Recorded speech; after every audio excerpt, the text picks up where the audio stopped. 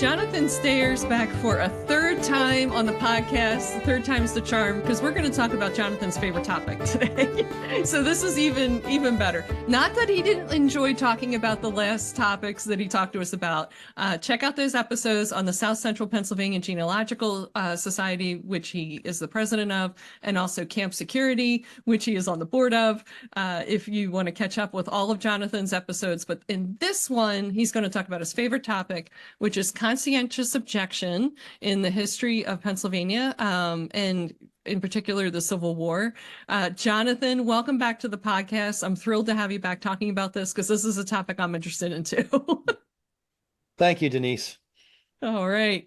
So what got you interested in conscientious objection? Let's start there, I think, and then give us a definition of what that is, for those of us that don't know what conscientious scruples are, which is often seen in the paperwork of the time. Well, I actually have a very personal connection to this topic. When I was in college and undergraduate, I started becoming interested in my family history, and I started researching my family, and came to learn that most of my ancestry comes out of what we call the historic peace churches, particularly the Church of the Brethren. I also have Mennonite and Amish ancestry.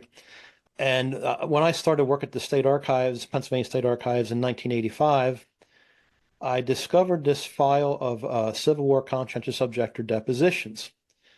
And I knew that my Stair ancestors were brethren at the time, and I thought, well, I'm just going to look in here and see if there's... Well, sure enough, there was the deposition of my third great-grandfather, Adam Stair, and of all his brothers, David, John, and Daniel. And so I thought, well, this is very interesting. I'd like to know more about this, and I started doing research and found that very little had been written about it, and very few people knew what resources to go look for to find more information. And so it started basically, well, I say lifelong, was my adult life quest to uncover everything I could find about Pennsylvania's Civil War conscientious objectors, because all of my ancestors at the time of the Civil War lived in Pennsylvania. And I should mention throughout this podcast that when I'm talking about conscientious objectors, generally talking only about the experiences in Pennsylvania. I always tell people experiences varied from state to state, and even in Pennsylvania, they varied from county to county. So you can't take what I say and apply it to Maryland or Ohio or New Jersey or any place else. And in some cases, the things I tell you may not even be true in certain counties in Pennsylvania. So it's a very personal thing, a very local thing and you have to study the history of the area to know exactly what you're dealing with. Okay. And that's how I became interested in documenting Pennsylvania's Civil War conscientious objectors. Now, the term at the time of the Civil War was called conscientious scruples, because people had scruples against serving in the military, and this was primarily for religious reasons. And again, it was primarily for the churches we call the historic peace churches, and they fall into three general categories. You have the most numerous are probably the Mennonites. So you have the Mennonites, the various Mennonite groups, and with those I would lump the Amish. And I will say that during a Civil War, sometimes when you see the word Mennonite, they're also referring to Amish, or sometimes when they're referring to Amish, they might be including Mennonites, because some of the people weren't clear on the differences between the groups. So the first main historic peace group thread would be the Mennonites. The second one would be the Friends or Quakers Society of Friends. And the third mainstream of historic peace churches would be what I call the Brethren. Now, at the time of the Civil War, they were primarily known as the German Baptist Brethren, which is now represented mostly by the Church of the Brethren, although there are other Brethren groups today, the Covenant Brethren, Grace Brethren, Dunkard Brethren, Brethren Church, all grew out of that group that was known as the German Baptist Brethren. Okay. In addition, during the Civil War time, they frequently were called Dunkers or Dunkards, because they believed in adult baptism by immersion, completely dunking the person in the creek. Those are the three streams of historic peace churches, and those churches believed that it was wrong to participate in the military because of the teachings of Jesus, and particularly in the Bible and the New Testament. So when Jesus said to love your enemies, they took that literally, meaning that you should not take up arms against your enemies. And they cite other verses as well to support that. And it's a traditional Well, at least for the Mennonites and the Brethren, it's a traditional Anabaptist belief that you do not participate in the military. Amazing. So this is a lot of people. I mean, because there's a lot of people of these faiths across, I would say, most of South Central Pennsylvania into up along the Schuylkill River too, into Berks County, Lehigh County, Northampton County, and then yeah, down across Lancaster. Of course, today everyone thinks of the Amish in Lancaster and the Mennonites. York, Adams. Am I getting all the counties right? Or Again, dealing only with Pennsylvania, and I provided you with that copy of that document that shows the counties in 1862 and the objectors from each county. I think the largest number came from Lancaster County, and the second largest number was from either Bucks County or Montgomery County. Oh, okay. Lancaster County would be the center of particularly the Amish, the Mennonites, well, practically all the Quakers were not as numerous in Lancaster County as where elsewhere, but the other peace churches were well represented in Lancaster County. And Montgomery County, again, you have Mennonites and Brethren, and Bucks County, of course, is heavily Quaker Friends. I apologize to my Quaker friends, but I'm going to use Quaker instead of Friends because that's what I'm used to doing. But they're formerly known as the Society of Friends. Right. There were large numbers of Brethren and some Mennonites out in Franklin County, Bedford and Somerset counties, Fayette County, Indiana County in Pennsylvania. Mostly the southern tier counties is where you find the concentration, although there were some objectors scattered throughout elsewhere in the state, but it's primarily the southern part of Pennsylvania where you find the objectors coming from. And I want to mention something. In 1862, we know that Pennsylvania had around 3,400 conscientious objectors. That's more than any other state, north or south.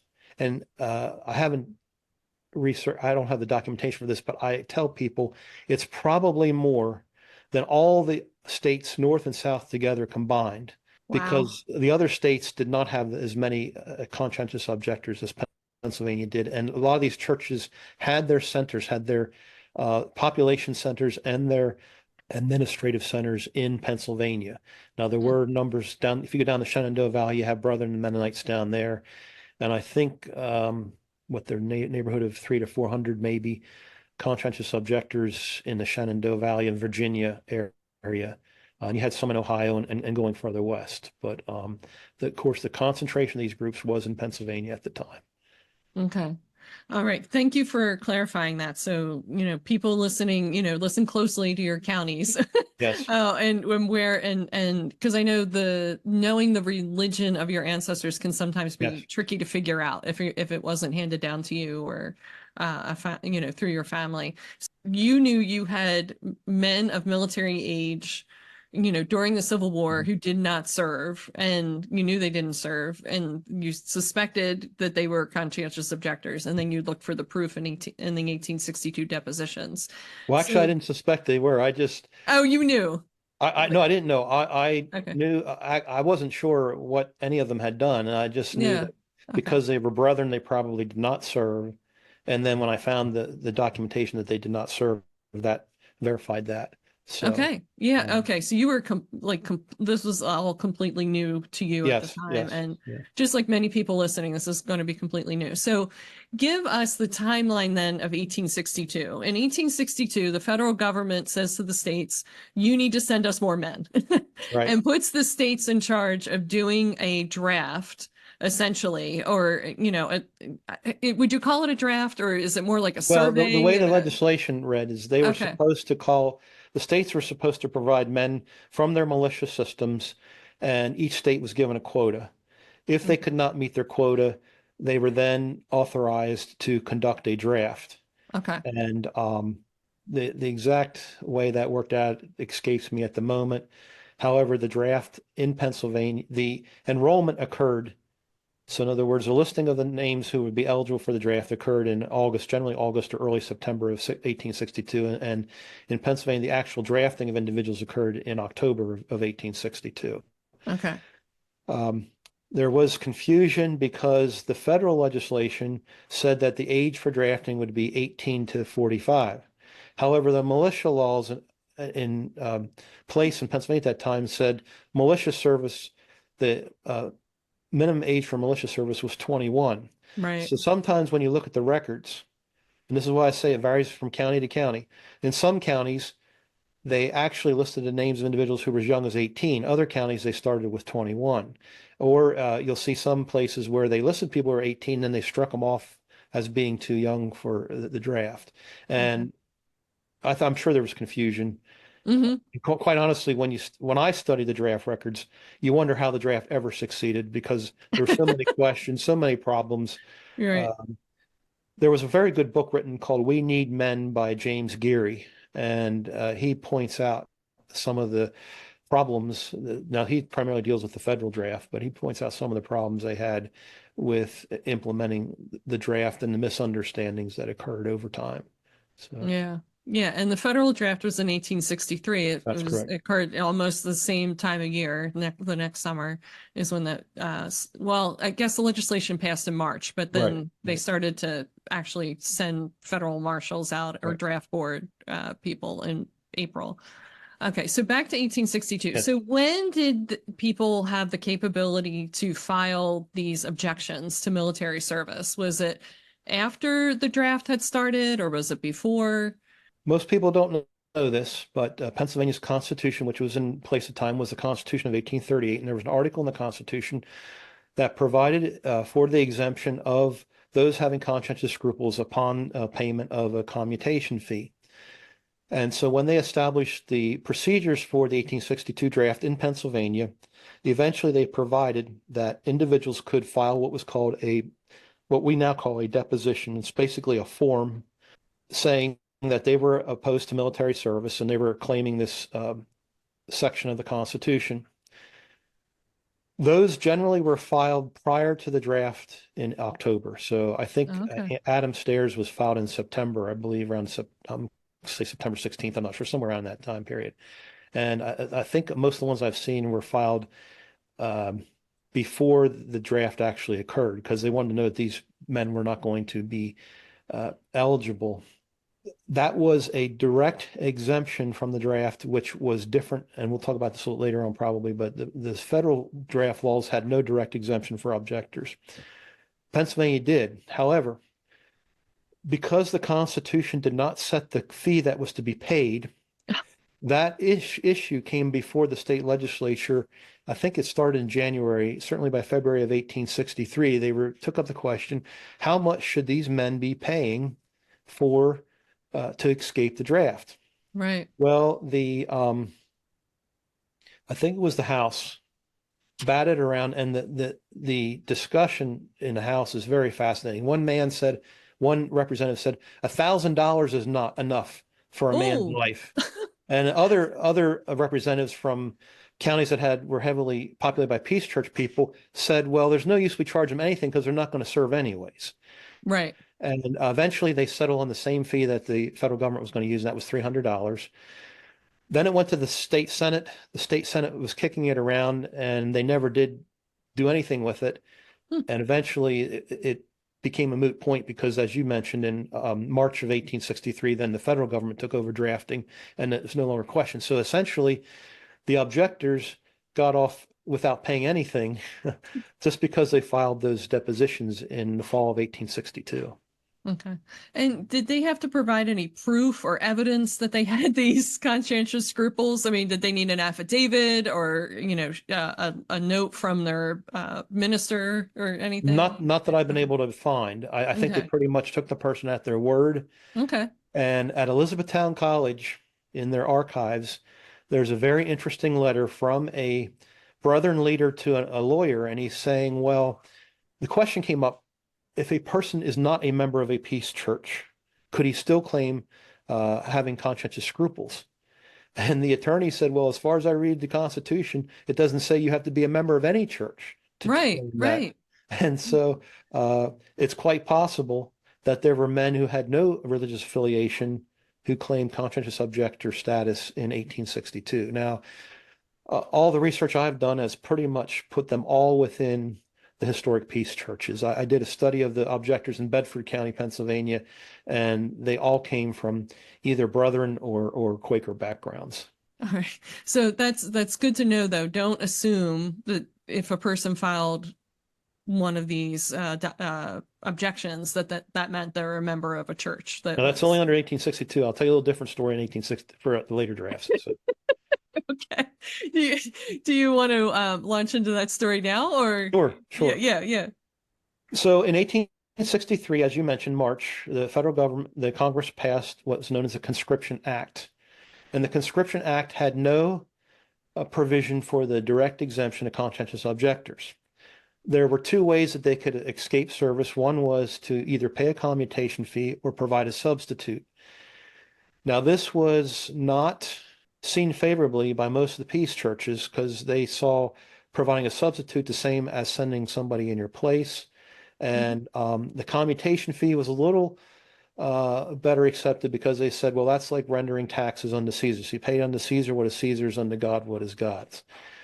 However, the more strict Quakers would refuse to pay the fee or to provide a substitute. The Brethren and Mennonites tended to be more willing to pay the commutation fee. There are cases where they also some of them provided substitutes. And there's a story, I want to say the Brethren in Christ. I'm not forget which denomination, either Brethren in Christ. I don't think it's Mennonite, it might be Mennonite, but there's a story that a peace church man provided a substitute for the war, and he felt so bad about that after the war, he kept that man's uniform hanging in his attic to remind him that this man served in his place. So, there was a lot of angst about what they should do. However, I want to emphasize that the primary way that people who were opposed to military service were exempted under the federal drafts was that they were declared physically unfit for duty, unfit for service. So even before they provided a substitute or paid the commutation fee, they might have been determined to be physically unfit. So for instance, my own ancestor, Adam Stair, in 1865, was drafted, and he was exempted for feebleness of constitution. And he did die in 1866, so I think he was probably in pretty bad shape. And he was only 44 when he died. So, yeah. He's probably, and I think the 1860 census, if I remember correctly, has a tenant farmer living on his property. I'm assuming he probably had somebody else farming for him. His brother, David Stair, was exempted either in 64 or 65 for loss of teeth in his upper jaw. And you could be exempted if you didn't have teeth because you couldn't bite the end off of a cartridge. Right. And in my research, this is kind of gross, but in my research, I found instances where men were either themselves or going to dentists and having their teeth pulled so they wouldn't have to be subject to the draft. So that's in March of 1863, the first Conscription Act. Well, as this proceeded, they determined that too many men were paying the commutation fee. And so in February of 1864, Congress passed an amendment which greatly restricted paying the commutation fee to very specific cases, and primarily only to conscientious objectors or those having conscientious scruples. And under that act, the people having conscientious scruples had to provide documentation. So that's when you start seeing a documentation required that they hold the principles themselves. They had to be a member of a church that had peace principles, and they had to provide evidence that they were consistent in their beliefs. It wasn't just something that just happened. But that was still not good enough for the draft. So in July of 1864, they limited commutation only to conscientious objectors. And I just want to throw something in here.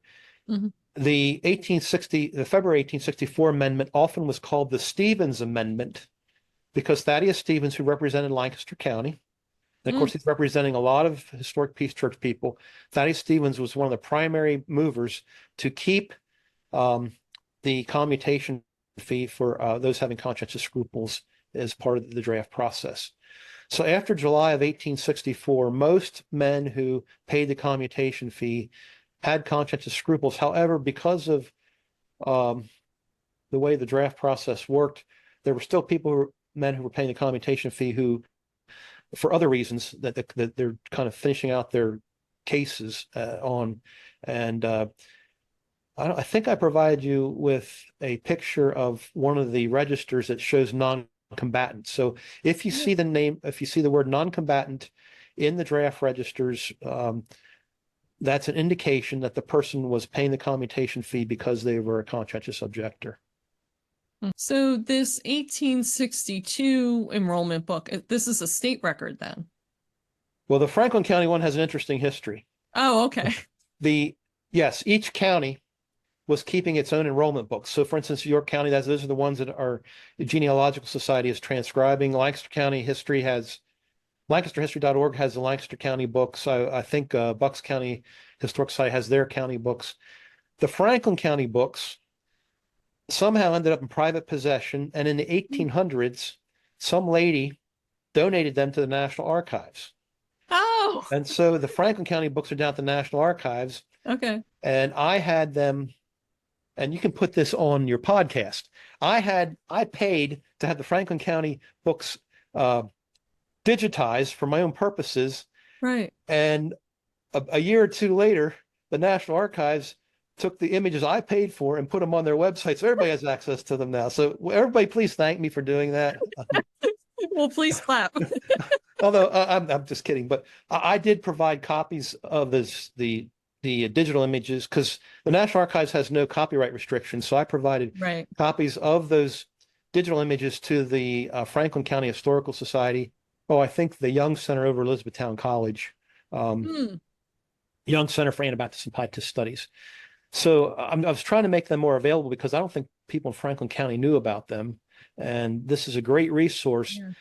One of the things we found about using the books here in York County is if you compare these books against the 1860 census, you can find out where men may have moved. And some of the books here in York County have very specific locations. So it'll say that this man lived on so-and-so's farm, or he lived at a certain crossroads. So you can take the 1860 census, compare it with these books, and get a much better idea of what's going on with your particular ancestor. Yeah, that's great. That's great. Yeah, because knowing that they live on so-and-so's property, it means they could be a tenant or working for them as sheer labor in some other capacity. And that's always, you can't tell that from the census records at all. What's going on? Okay, so those county books, enrollment books, are at check the county historical societies or county government. Okay, good. Because I haven't seen that for Montgomery County, which is the one I'm trying to track down. So I think years ago, I was in touch with a lady at the Montgomery County Historical Society. Yes. Her last name was Meyer, I believe, or Myers. Okay. And I think they were at that time in an off-site county facility. And I never made arrangements to go see them because at that time I knew what they were, and I thought, well, they're not going to really give me a lot more knowledge about individuals. Now I'd like to see them because I like to compare them to other counties, but I haven't made arrangements to do that. But I think Montgomery County does have theirs somewhere in storage. All right. I have a new quest to undertake. If you find them, let me know. For my ancestor who was 21 years old in 1862 and did not serve. You made a reference to in terms of physical disability and people that got out of service that way. And those records, please correct me if I'm wrong, would be the Provost Marshal records, record group 110 at the National Archives that lists out who by the Provost Marshal. So this is the Federal Draft Board, essentially, that segment, listing out men who let me go into a little detail about that. First of all, you got to keep the 1862 draft separate from the 1863 and subsequent drafts, because 1862 I was referred to as a state draft, and then 1863 you get the federal draft under the Conscription Act. Under the Conscription Act, the country was divided into draft districts which coincided with the congressional districts. And so the records for the federal draft are broken down by draft district. For Pennsylvania, all of the uh, draft district records are at the National Archives branch in Philadelphia. And I want to put a plug in for those people down there. Every time I've been down there, they have been fantastic to work with. Yes. Wonderful people, uh, always helpful. It was great doing research down there. The for any well the you can get from them a complete listing of all of the records that they have for the draft that were sent to the Mid-Atlantic or to the Philadelphia branch. And you can organize that by draft district, which is what I did. I think they sent me a spreadsheet, or maybe it was a. I got a spreadsheet from them. I did the 6th and the 19th congressional district. Yeah. I was doing 2 different ancestral lines. So yes, it's an immense spreadsheet, if I remember. And they have an older finding aid, which I got before everything was digitized. Yes. That's also very good too. It was the preliminary guide to Record Group 110, and there's a section for Pennsylvania, and it's broken down by the Pennsylvania was so large, it had divisional offices. A Western division, it was headquartered in Harrisburg, and a Eastern division headquartered in Philadelphia. And then it's underneath that, it's broken down by each draft district. And that lists all the records for each, or all the district records on each draft district. You can get the same thing from their spreadsheet as well. But the reason I want to go into all that detail is that if you're looking for an individual, what you need to do is identify their draft district and go to the National Archives and pull out any book that says medical register, descriptive register. Trying to think what the other ones are. Generally, the registers are the best source. And then, unfortunately, now some of them are chronological, so you have to, I would ignore the date. I realize you may have to look through a whole register, but you may not know when your ancestor was drafted. So that's what I did for my stair ancestors. I went through all the books for the 16th district, which covered Bedford County. That's what I did too. I mean, you're just paging through page after page, and I took images of every page so I could go back and look at them a second time, when I got home. And then you'll find information about individuals in these various registers, and it won't all be in one register. So there might have been a register when they compiled a list of names of people who were going to be drafted.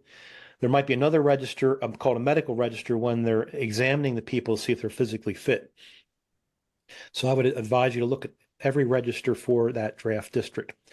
If there are any special notations about the person, then you want to get into the other records of the district. And I have found great information, not just at the district level, but at the division level and also at the federal level. But usually when you get outside of Pennsylvania, when it goes down to Washington, a lot of times it's just copies of what they have at the local, in the state and local level. So you don't necessarily have to go to Washington. It's a lot more difficult to do research in Washington than it is down in Philadelphia. I would advise going to Philadelphia first, exhausting everything they have, and don't go to Washington unless your ancestor was involved in some very unusual case that was referred all the way up to the provost marshal in Washington. Okay. And then for each draft district, there are correspondence files. Now, a lot of them are just administrative routine stuff. This is how many men we had drafted, how many men were exempt, and so forth. But again, if your ancestor, something unusual happened to your ancestor, you might find something there. For example, my ancestor, Adam Stair, had a brother, Daniel Stair, who ended up paying the commutation fee twice. Towards the end of the war, the War Department decided that you only had to pay the commutation fee once. And if you paid it twice, you could get the second payment refunded. So Daniel Stair approached his local provost marshal and with the assistance of his brother minister and filed a request to have the second commutation fee refunded to him. And there's a nice little exchange of letters between the provost marshal. I don't know if Daniel himself actually wrote any letters. I think his minister wrote one of them. And the people in Washington talking about, is he eligible for it? Yes, he is. He's going to get this money back. And so that's something I found in the correspondence files at the National Archives. And in some cases, they also have letter registers where they transcribed abstracts of the letters into registers. If you want to go through things more quickly, you might want to look through the letter registers first, although they don't always give you all the details that are in the letter. Another thing I will say about doing research, particularly to National Archives, is pay attention to every notation that's on anything, because every notation refers to something else. And I'm slowly learning what all these notations mean. And a lot of times they're referring you to other records. And if you know how to interpret their abbreviations, you can find where you can follow the paper trail through the bureaucracy. Okay. And you'll be writing a book about this, correct? I will not be writing a book, although if you're very interested in this topic, I did a presentation for the South Central Pennsylvania Genealogical Society on using Pennsylvania's Civil War draft records. Oh, okay. If you go to YouTube and look at that presentation, I go through how to use the records, what's where, and what to look for. Okay. So that might be a value. Maybe I should someday write an article about it, but I think you should when it comes down to following the paper trail based on those notations. Those are the kind of things that. Well, I think the archivists there will tell you. Oh, okay. When I had questions, I'd ask archivists, and they'd say, "Well, this points to this," and then I'd read something and it would point to something else. And so, because the Civil War is a popular topic, over the years, I've had a lot of success in talking to the archivists at the National Archives who are interested in the Civil War, and they give you a lot of good information. So, okay, good. And I'll link people to that preliminary finding aid for the Provost Marshall collection. It was written in the 1960s. Does not make it any less useful to use. It's actually more useful to use than the National Archives catalog, because it is just the summary of the records that you want, and it has a short description of what's in each kind of archival box or journal. They have everything boxed up very nicely, and you can navigate yourself through it, because the spreadsheet's immense. I want to say it was like 8 pages long, or maybe 15 or something. I think I only asked for the portion related to pencil. I'm trying to remember. Yeah, they sent me the whole thing. I don't know. It took me a couple hours to weed through it, and because they changed the codes, what was in the preliminary archive versus what they coded it now. So I had to translate things. Well, I'll tell you one thing I did is I developed a spreadsheet for myself where I put previous reference and the current reference, and then the title of the series, and some other notations I keep for my personal, was this helpful or not, or, what's special about this. And I've found that very useful when I go to the National Archives, because I can take their old preliminary guide, which sometimes makes more sense to me than some of the things they have now, and then find their current number. And it's very easy if you have their current number to find it on their online finding aids, because you just plug the note, instead of putting in title or anything, I put in that number and it takes me right to that thing on their website, which makes it a lot easier. And so that's my personal spreadsheet has helped me in that respect. Yeah. That's a great idea, to make up your own finding aid of a sort. Because you're researching, when you're researching too, I'm assuming you're researching a specific congressional district. Right. Yeah, and specific people.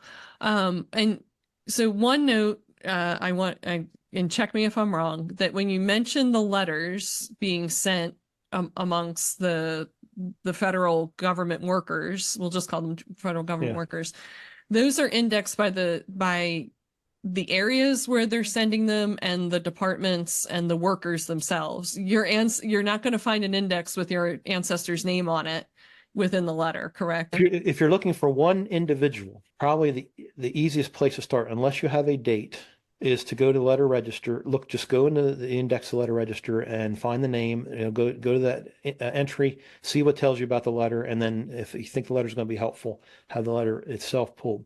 Now, as far as I know, most of the correspondence files at any level are arranged chronologically. Although I think some of them, it might have been at the top office level, they use some crazy system where it broken down by letter of the alphabet. But if you have the data, if you know that, you get into a descriptive register and it says something unusual, and it might say see letter of date such and such. Well, you can just go right to the correspondence file and look for the letter of that date, and you should be able to find it fairly easily. Okay. All right. So I stand corrected. So our ancestors that we're researching who were draftees or not, and written about by the federal government, their names are in these draft register or letter. I'm sorry, are in these letter register. Generally, yeah, the name. Okay. Generally, they indexed every name in a letter register, and it gets frustrating if you're looking for, say, an officer who's signing off on stuff. He might have signed off on 100 letters, and so so you go to the index and it says Colonel so and so, and you have 100 pages to look at to see if you can find the letter that is a specific thing that you're looking for. Right. They're better to use if you have an uncommon name. Now, like their name Stair is not that common, so that's pretty easy to do. Okay. But if you have a name like Fisher, right, or Myers, or you may be looking at a lot of pages till you find something that's useful. Yeah. The other hand is serendipity. You might you might go to the page and find something you just totally didn't expect, which was how I found those things about men pulling their teeth out to avoid service. So yeah, and that's one of those stories like you hear, like, you wonder if you hear it, like, is that just something that people, made up or whatever? And then when you see the actual evidence in a letter of the time, you're like, no, that was a real thing. Yeah. And just to reference something that you mentioned when we were talking about the Revolutionary War and bureaucracy, this is really the beginning of like the federal government, making, this bureaucratic management of the war. This collection of letters is immense. Like, I think the size of it is like, isn't it like 8 football fields long or something? Like, I think it's like hundreds of feet of letters. Well, it depends on what level you're talking about. Now, if you're dealing at the district level, there may only be a box or two, maybe 3 boxes. When you get up to the level of the provost marshal general's office, I'm trying to remember, I think there's, maybe several dozen boxes. Yeah, I mean, there's a lot of correspondence going on this entire time. I mean, they're recording everything. They're making registers. They're making, I mean, there's a lot of paperwork. And one other thing I should mention is don't overlook telegraphs. They were using the telegraph quite a bit, and sometimes they file the telegraph messages separately from the correspondence. So I was always checking telegraph messages as well. Okay. And again, it varies from place to place and level to level. But for the individual, the average person researching their family history, I would say you're probably going to find most of what you want to find at the National Archives branch in Philadelphia for the federal draft. For the state draft, you're going to find most of what you want at the Pennsylvania State Archives or at the County Historical Society. You really don't have to go to Washington unless there's something, like I said, something turns up that's a special case. Okay. So. All right. Now, did I take us too far afield what you wanted to talk about with conscientious objectors? Because I find that provost marshal collection fascinating. I mean, of course, they were writing about the people that they're trying to draft and the draft evaders and who they saw as draft evaders. And, there's a lot of because they were desperate for men to fight in this war. I mean, they really were. It was always in my mind a battle to the last man standing, like who could provide enough men to win this thing. For people that are like, this is brand new to them and they're thinking to themselves, how would I even know if this applied to my ancestor? Like, what kind of clues, would somebody be looking for in the records that they already have? That their ancestor might be a conscientious objector, because this is involved research. You're talking like none of this is online that you're going to type in a search box and have an answer pop up for you. This is archival research. It's not hard to do. The staff is very friendly, as you mentioned. It's very, but it's an adventure. And we don't want to send people on adventures if they're not prepared. So let's get them back and give them some clues to look for before they start this adventure. Well, first of all, if there's no draft, there's no conscientious objection. So you're dealing with a draft situation. Okay. Depending on the time period, the draft age generally was 18 to 45. So if your ancestor is not at least 18 in 1862, and he's older than 45 in 1862, he's not going to be in these records. So, well, and should even be more importantly, he has to be male. As far as I know, there were no women who were drafted. Now, there were women who served in the army, but there were no women who were the women were not subject to the draft by legislation, anyways. So it's a male between the ages of 18 and 45. The most likely other clue that he might have been a conscientious objector is that he was a member of a peace church. And I talked about the peace churches earlier. Because most of these groups are small, they tend to have more books that have people's names in them written about them. So if you think your ancestor might have been a member of the Church of the Brethren in Montgomery County, you pull the history of the church for that area, and if it's a Brethren family, he's probably going to be mentioned in there. Right. The Mennonites have a lot of good books. The Quakers do too. So you want to look in books about that denomination to see what they might say about your family. But if you verify that the person was a member of Peace Church during the Civil War, eligible for the draft, then you could begin to think, and you don't have any evidence of service in the military.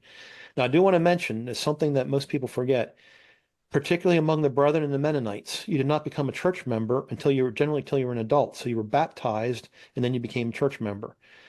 Many young men from these families went into the military because they had not yet joined the church when the war started. And so you will find Brethren, and particularly Brethren and Mennonite families, who have people serving in the Civil War because their sons hadn't joined the church yet.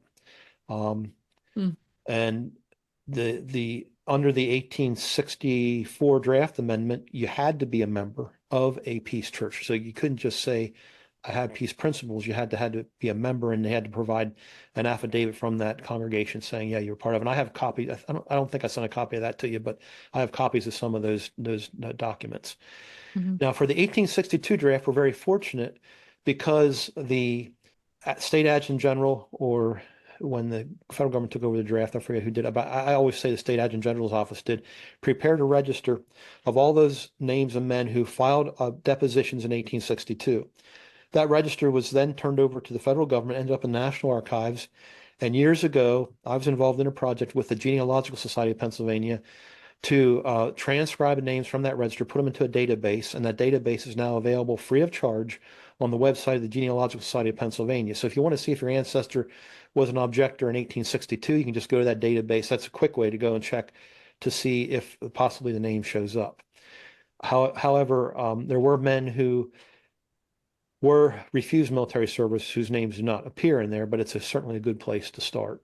Occasionally, you'll find in the newspapers lists of names of people who were seeking exemption as who having conscientious scruples, primarily because the newspapers wanted to point out that these people were shirking their duty.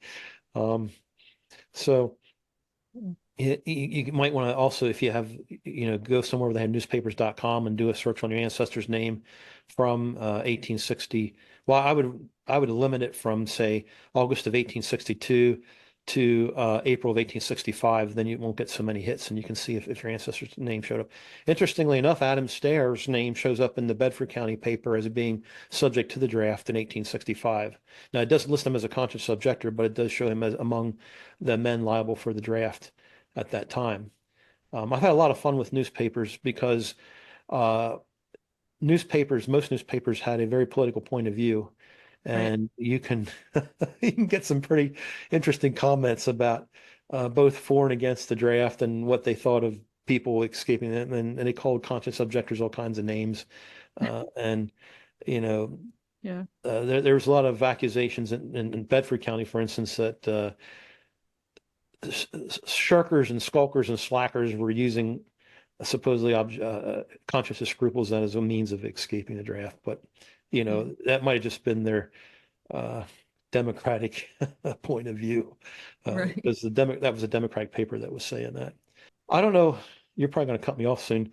I do want to mention a couple books that I provided you copies of, just so if people want to know more about how this all worked. The best book on conscientious objectors in the Civil War is the title is Mennonites, Amish, and the American Civil War by James Lehman and Stephen Nolt. Although it deals primarily with the Mennonites, what they talk about generally applies to conscientious objectors across the spectrum. And the nice thing that they do is they recognize the difference between the 1862 draft and 1863 and subsequent drafts. They also recognize the importance of regional and local differences. And if you have Mennonite ancestry, they actually have lists of some Mennonite names in, I think, in the appendixes of that book. I highly recommend that book because it's probably has the best understanding of how the draft impacted the peace churches. Now, an older book, which can be useful, is Edward Wright's Conscientious Objectors in the Civil War. It was first published in the 1930s, and then it's been reprinted a number of times since then. He deals more with the Quakers. I mean, he does deal with the other peace churches, but he deals more heavily with the Quakers. So if you have Quaker ancestry, his book, you might want to refer to that. To understand the draft, the best book is James Geary's We Need Men. Now, that is a overview of the draft across it's a draft in the North. I shouldn't emphasize that. I'm talking primarily in the North here. But his book is excellent in understanding the legislation, how it was carried out, and so forth. And he has good charts in there to show you, how many men were drafted. He talks a lot about these exemptions and so forth. It's a good book.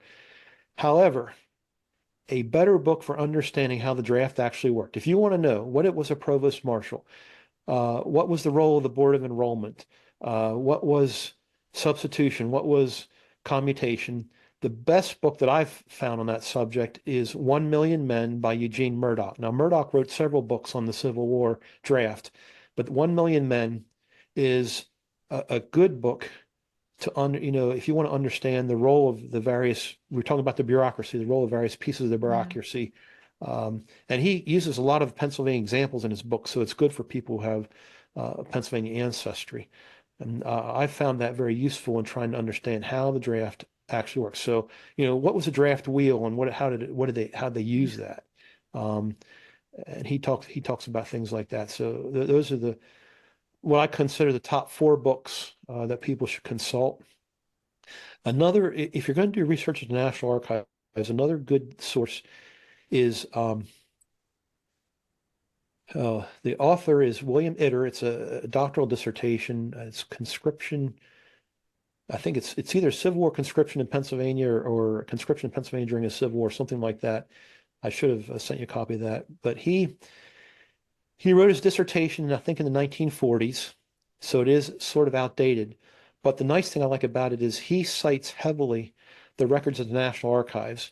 And so if you want to know what particular records that you might want to look at, go to his dissertation, read what he says about the time period that you're interested in or the location, and look at his footnotes and bibliography. And I've found his dissertation to be helpful in my research. So those are some of the sources that I would suggest looking at if you want a broader understanding. Otherwise, just do what Denise and I did and dive into it. And like she said, the records are just wonderful and fantastic to look at. Yeah, they're super detailed. It's amazing the level of detail they were undertaking, trying to, account for the men that they were trying to keep track of. I got distracted when I was researching, as they were trying to track down deserters and developing descriptions of them, and then the bounties that, but that's a whole nother conversation. Yeah. We won't get into that. That's another whole rabbit trail to go down. But Jonathan, I'm not going to cut you off, but I will ask you so we can wind up this conversation for folks. What else do you want us to know about conscientious objectors in the Civil War before we sign off for the podcast? Well, several things I would mention briefly. First of all, this is a very overlooked aspect of the Civil War. Even though I mentioned some books, very little has been written about it, and even less has been done in the genealogical community about documenting these. Probably some of the work that I've done has been the most detailed. So if you have Bedford County ancestors, I did an article in the Bedford County Historical Society newsletter for them. It's been most of my focus in writing. But I'd be glad to help anybody who thinks they have an ancestor in Pennsylvania who was a conscientious objector during the Civil War. So that's one thing I want to mention. The other thing I want to mention is this, I'll call it a problem. The problem of the conscientious objectors was a very small issue compared to everything else related to the Civil War, and that was concerning the draft bureaucracy. Because obviously, if these men are refusing military service, they're not going to be the ones that are going to be violently opposing the draft. And when you get into draft records, there's much more information about people who are violently opposing the draft or threatening the lives of provost marshals or threatening the lives of enrolling people. I've had to dig through a lot of stuff to find a few really choice tidbits. Don't expect this to be like every now and then you hit a nice little load like I did on Daniel Stair, but it's not going to be a super big gold mine that you're going to find. You're going to find little details here and there. And I want to emphasize that. And in closing, I want to emphasize again, and again and again and again, everything is relative and local. So don't assume that what applies to Pennsylvania will apply to another state, and don't assume what you find in one county applies to another county. For instance, the provost marshal of the 16th district, George Eister, kept very good records, produced mounds of good stuff, and that covered where my ancestors lived in Bedford County. The provost marshals in Lancaster County, I think they had 3 over the course of the war, one of them being Thaddeus Stevens' nephew, Thaddeus Stevens Jr., kept very poor records, and the records there are not nearly as rich as they are for the 16th district. And we would like to know a lot more about what was going on in Lancaster County, because that's where the concentration of Peace Church people, one of the concentrations anyway. So it just goes to show you each county in Pennsylvania, each draft district in Pennsylvania is different. And keep that in mind as you do your research. Oh, I had no idea. That might be a way to gum up the draft as you do poor paperwork and they're unable to. Well, actually, I found I think it was a letter or might have been a telegram or something in Lancaster County where, I don't know if it was when Thaddeus Stevens Jr. took over the office or the guy before him, said that when he went to the office, he couldn't find some of the records, and some of the records hadn't been kept, and things were a mess. And I thought, well, if it was a mess back then, we're not going to have much luck today. So that's funny. All right, Jonathan, thank you so much for sharing your passion of conscientious objectors with us, because it's an unexamined part of the Civil War. That time period is way more complicated, I think, than we ever give it credit for, despite it having more books published every year than almost any other history topic in the United States.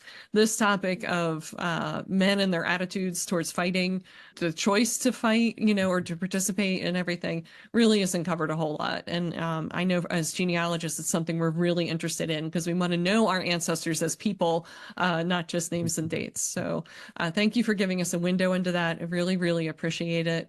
And just thank you for, sharing your wealth of experience with us. It's very helpful. Thank you for this opportunity. I always like to talk about this subject. So, all right. And if you have a new discovery or you do more research, let me know and we'll come back and do a follow-up. Yeah. Because I'm going to be continuing to research this too. We don't have an anniversary of the Civil War coming up, a significant one, anytime soon, but that doesn't mean we don't research the topic anyway. So, right. Yeah. All right. Thank you. You're welcome. Bye now.